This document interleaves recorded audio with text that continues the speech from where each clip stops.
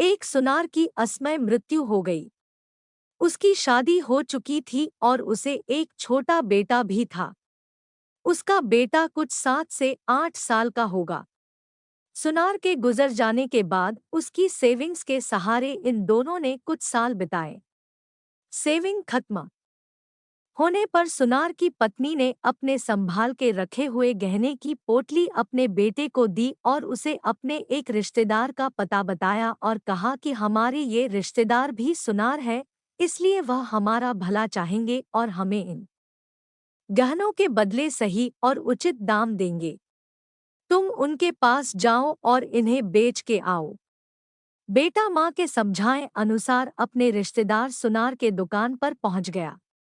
गहनों की पोटली उन्हें देते हुए सारी घटना बताई और सुनार के जवाब का इंतजार करने लगा। रिश्तेदार सुनार ने थोड़ी देर तक गहनों का अच्छी तरह से निरीक्षण किया और उन्हें वापस पोटली में रख दिया। उन्होंने लड़के से कहा कि अभी इनका दाम अच्छा नहीं मिलेगा, एक काम करो, इन्हें तुम वापस घर पर अपनी माँ को दिया और जब इनका सही दाम होगा तब मैं इन्हें बिकवा दूंगा। रही तुम्हारे खर्चे की बात तो तुम मेरे यहाँ पर मदद करने आ जाओ, तुम्हारे पढ़ाई का और घर का खर्चा मैं संभाल लूंगा। लड़के ने उस दिन के बाद कई सालों तक अपने रिश्तेदार सुनार के यहाँ काम किया और साथ में पढ़ाई भी की। यहाँ पर काम करते करते वह सारा काम भी सीख गया और सोने चांदी को परखना भी। एक दिन सुनार ने लड़के से कहा, अब सही दाम है, इसलिए तुम वह गहनों की पोटली लेकर आओ। लड़के ने घर जाकर अपनी माँ से वह गहनों की पोटली मांगी क्योंकि वह अब सोने चांदी को अच्छे से परखना जानता था, इसलिए उसने एक बार तसल्ली के लिए गहने पोटली से निकाल कर देखे। उसे बहुत आश्चर्य हुआ क्योंकि सारे के सारे गहने नकली थे।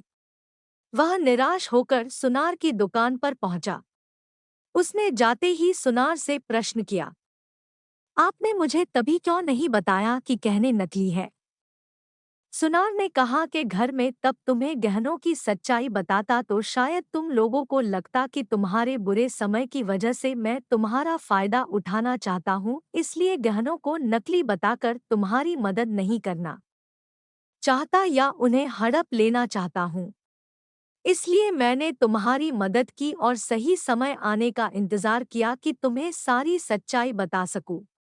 लड़के की आंखों में अपने रिश्तेदार सुनार के लिए कृतज्ञता के आंसू थे।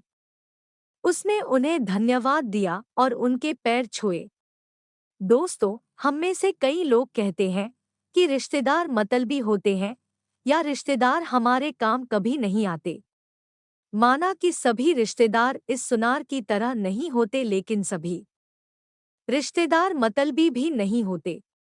हम अपने रिश्तेदारों के लिए खुद अच्छे रिश्तेदार बनेंगे तभी तो हमें दूसरों से भी अच्छाई मिलेगी।